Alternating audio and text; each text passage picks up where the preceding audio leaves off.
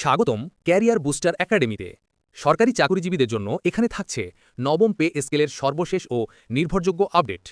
সর্বশেষ আপডেটগুলো নিয়মিত পেতে এখনই লাইক দিন, কমেন্টে আপনার মতামত জানান এবং সাবস্ক্রাইব করুন ক্যারিয়ার বুস্টার একাডেমিতে। আসসালামু আলাইকুম। আমরা কেন্দ্রীয় কর্মসূচির অংশ হিসাবে আজকে বিশ্ববিদ্যালয়ের মাননীয় উপাচার্য মহোদয়ের মাধ্যমে প্রধান উপদেষ্টার কাছে নবম জাতীয় পে স্কেল বাস্তবায়নের দাবিতে আমরা আজকে উপাচার্য মহোদয়ের কাছে স্মারকলিপি দিয়েছি। আমরা আশা করছি যে 15ই ডিসেম্বরের মধ্যে সরকার আমাদের নবম জাতীয় পে স্কেলের প্রজ্ঞাপন দিবে এবং 1 জানুয়ারি থেকে আমরা আশা করছি তা কার্যকর হবে। বন্ধুরা, আপনারা দীর্ঘদিন যাবৎ এই পে স্কেলের দাবিতে আন্দোলন সংগ্রাম করে চলেছেন।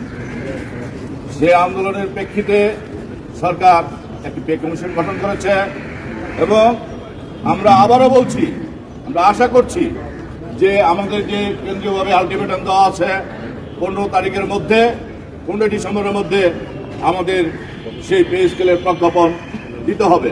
যদি 15 ডিসেম্বরের মধ্যে সরকার প্রজ্ঞাপন না দেয়, আমাদের আলটিমেটাম যদি শেষ হয়, তারপরে আমরা স্পষ্ট করে বলতে চাই যে গোটা বাংলাদেশের সমস্ত সরকারি কর্মচারী এবং সরকারের যত দপ্তর, পরিদপ্তর, অধিদপ্তর, স্বায়ত্তশাসিত প্রতিষ্ঠান, আধা স্বায়ত্তশাসিত প্রতিষ্ঠান সব কিছু বন্ধ করে দেওয়া হবে।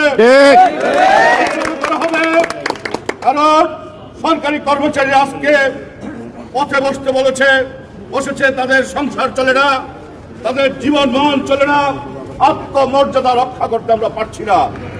সুতরাং অবশ্যই আজকে প্রায় 10 বছরের বেশি সময় সরকার কর্মচারীদের পে স্কেল দেয় না। আজকে সরকারি কর্মচারীরা জেগে উঠেছে। সমস্ত বাংলাদেশের কর্মচারীদের একটাই প্রাণের দাবি, 15 ডিসেম্বরের মধ্যে অবশ্যই নবম জাতীয় পে স্কেলের প্রজ্ঞাপন জারি করতে হবে। আর যদি সেই সময়ের মধ্যে প্রজ্ঞাপন জারি করা না হয়, তাহলে বাংলাদেশ প্রকৌশল বিশ্ববিদ্যালয় সহ সারা বাংলাদেশের সমস্ত বিশ্ববিদ্যালয়ের কর্মচারীরা সব কিছু বন্ধ করে দেবে। বিশ্ববিদ্যালয়ের স্কুলে কার্যক্রম আমরা করতে দেব ইনশাআল্লাহ। বন্ধুরা, ইস্পাত এবং কঠিন দুর্বার গণ আন্দোলন গড়ে তুলতে হবে। আর সেই আন্দোলন ছাড়া সাধারণ কর্মচারীদের দাবি আদায় হবে না। তারই ধারাবাহিকতায় 5 ডিসেম্বর কেন্দ্রীয় শহীদ মিনারে যেই কর্মচারীদের মহাসমাবেশ ডাকা হয়েছে, আপনারা সবাই সমস্ত কর্মচারী ঐক্যবদ্ধভাবে সেই কর্মসূচি সফল করবেন। আপনাদের সবাইকে ধন্যবাদ জানাই।